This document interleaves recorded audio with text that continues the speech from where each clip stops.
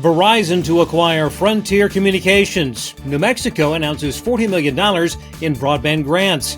The CWA pulls out of strike negotiations with AT&T. 3 more states receive IPv2 approvals from NTIA. And the Disney blackout on DirecTV continues. Those stories and more on This Week in the Broadband Universe. Hello, everyone, and welcome. I'm Craig Corbin. Verizon Communications has agreed to buy Frontier Communications for $20 billion. The all-cash deal will add 2.2 million fiber subscribers across 25 states to the existing 7.4 million Fios customers served by Verizon in 9 states and the District of Columbia.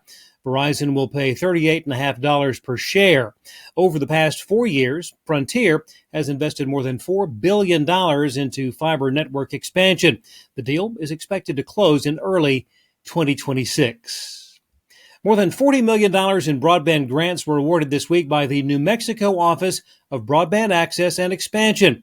Resound Networks received $8.1 million for 3 projects. Valley Telephone Cooperative slated to receive more than $5.6 million, more than $4.8 million to Penasco Valley Telephone Cooperative for 2 projects, better than $4 million to the Picuras Pueblo. San Ildefonso Services, LLC, was awarded $3.4 million, and Ileta Pueblo $1.5 million. Comcast will receive $2.5 million for a total of 4 projects. Collectively, the awards will improve broadband deployment in 16 counties across New Mexico and will add roughly 400 miles of fiber network.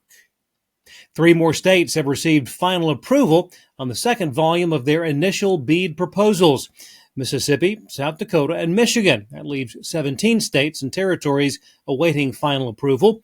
Mississippi now will be able to request access to the state's $1.2 billion allocation. Likewise, Michigan for their $1.6 billion allocation, and South Dakota their $207 million allocation.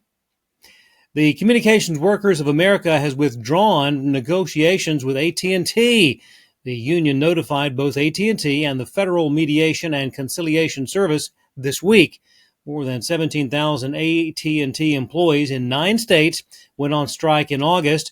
Operations in Tennessee, North and South Carolina, Mississippi, Louisiana, Kentucky, Georgia, Florida, and Alabama are affected by the ongoing strike.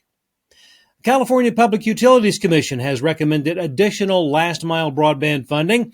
Included in the 6th round of funding were grants to 3 tribal entities: the Tolowa Dee Nation, the Karuk Tribe, and the Yurok Telecommunications Corporation.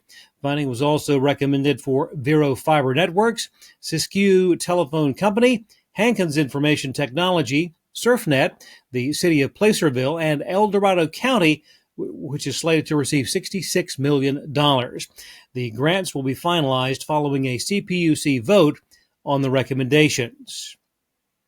YouTube edged out Disney as the most-watched TV programming supplier during the month of July, with 10.4% of all TV viewing. That according to Nielsen's media distributor Gauge report. That marks the first time a streaming company has had a monthly share of better than 10% of total national viewing. Disney was second at 9.9%. And speaking of Disney, the battle over carriage fees with DirecTV has resulted in a blackout of ABC, ESPN, and other Disney channels for the 2nd year in a row, conveniently timed at the start of football season. A last-minute demand that DirecTV drop all future legal action against Disney exacerbated the licensing impasse. DirecTV, of course, is part of Fubo TV's antitrust lawsuit against Venue Sports. That's the joint venture involving Disney, Fox, and Warner Brothers Discovery. You'll remember Venue Sports was hit with a preliminary injunction last week, halting its planned launch this month. Pay TV subscribers cut the cord in a big way during Q2. 1.2 million customers said goodbye, marking the 10th consecutive quarter of double-digit percentage losses for the sector. That according to research by MoffettNathanson. In total, for the first half of 2024, more than 4 million subscribers have been lost by pay TV providers. Cable taking the biggest hit with more than 1 million subscribers lost. And finally, we told you a couple of months back about the big Labor Day live streamed hot dog eating event on Netflix, Chestnut versus Kobayashi, Unfinished Beef. Well, Chestnut, the 16-time Nathan's hot dog champ, won with a new world record of 83 hot dogs and buns in 10 minutes. Kobayashi, who won the Nathan's contest 6 times, downed 66 hot dogs. The grand prize, Joey Chestnut received $100,000 and a WWE-made championship belt. Well, thanks for watching. We'll see you next time on This Week in the Broadband Universe.